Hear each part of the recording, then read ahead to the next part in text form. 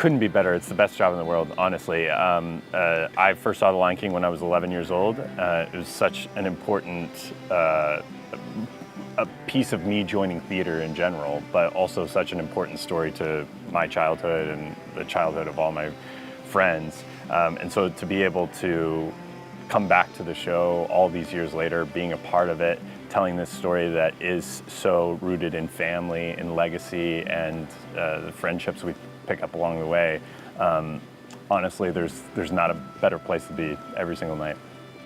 Yeah, it's an iconic show, and it's a beautiful thing to be able to tell it night after night, and the audiences receive it in such a beautiful way. And so we make sure that we present the show in a fresh new way every night, and know that we have a brand new audience that's seeing it maybe for the first time, or you have those super fans that have come multiple times, and every time they see it, they see something new and something beautiful in it. And so making sure we're putting our best foot forward every night to present that. But then also being able to travel around the country with our traveling family. and then I have, my family back home that comes on and off the road, as well as Peter's wife comes on and off the road. And so to be able to just have a stable unit on the road that you can just connect with and have a good time, and then be able to come to work and tell this story has been really amazing.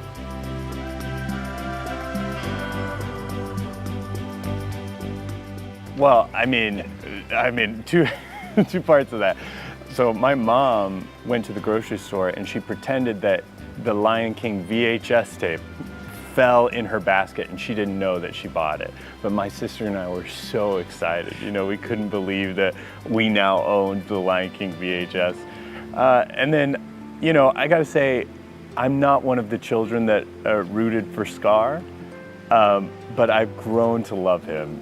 He's a bad guy, but he has a lot of heart, he has a lot of ambition, and I think frankly it's just misunderstood. Simba sort of gives him a bad rap. Oh, for myself, I have loved The Lion King since it first came out. I was utterly obsessed with lions well before I joined this show, and so it's been a beautiful thing for me to kind of come full circle moment and love the animated feature, and then now have a child that has watched the animated feature and has come to the Broadway show. And so to be able to play this role and bring it to life every night is remarkable. And I think that we step into the roles, and I've specifically stepped into the role knowing and understanding the responsibility that we have as actors and leads in this show to portray such beautiful characters, but also the truth and the beauty of who they are, and bring out the human aspect of our stories in their stories a little bit as well.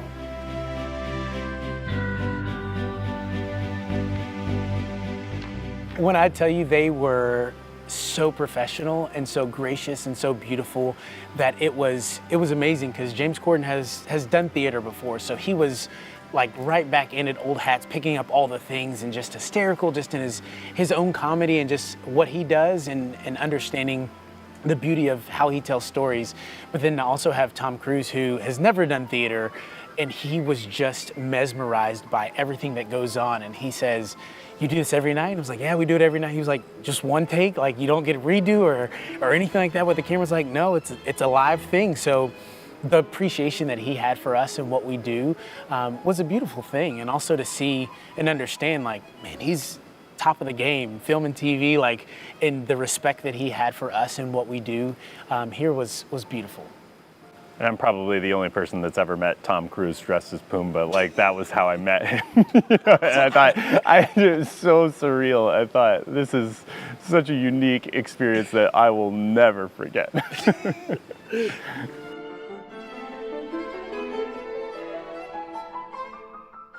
I think everyone knows that the villain is more fun, and I think there's a couple things. I think our story has a wonderful hero, and Simba is the quintessential hero, and he's the person that we all love to root for.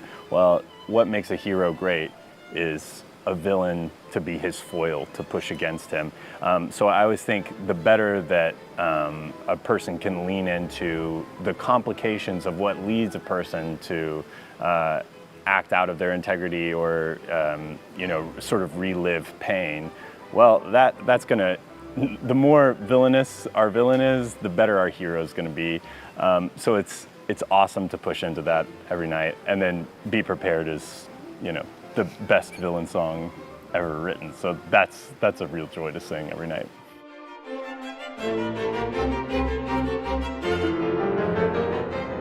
We're so excited. As I was saying, this tour has played 220 cities, 220 engagements, and it's never been to Monterrey. And we're ecstatic about that. We are the North American tour of The Lion King. In America, there's the Broadway production and there's our production, and that's it. And so to go to a city that we've never been before and play a theater that we've never played before and meet people that we've never gotten to meet before and eat real tacos, what could be better than that? We're really excited. Be prepared. I'm making room in my stomach now for all the good food that we're going to eat.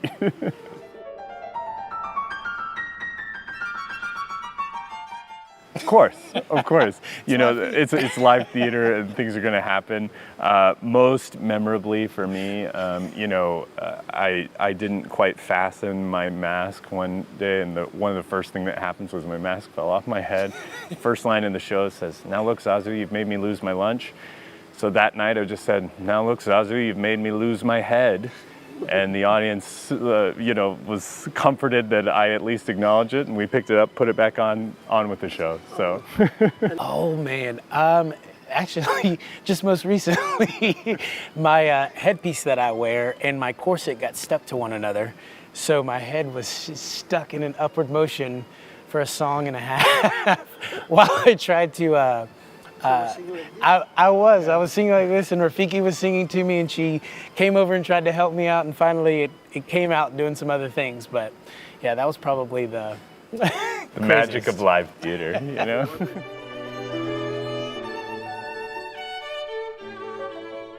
It's a spectacle unlike any other that you'll get to see. From the opening note that Rafiki sings, it is a celebration of culture. It is a celebration of all different kinds of languages, and it's a celebration of visual artistry that doesn't exist in the world anymore. The puppetry is absolutely amazing, the music is beautiful, and it all comes back to this really heartwarming, funny, and moving story it really creates an evening that is unforgettable. Yeah, and sadly, we're only going to be there 2 weeks. And so it's one of those things that once we get into a city and once we get to perform and people start posting about it and talking about it, everyone's like, oh, I want to go. So it's like, get your tickets now because you don't want to miss out.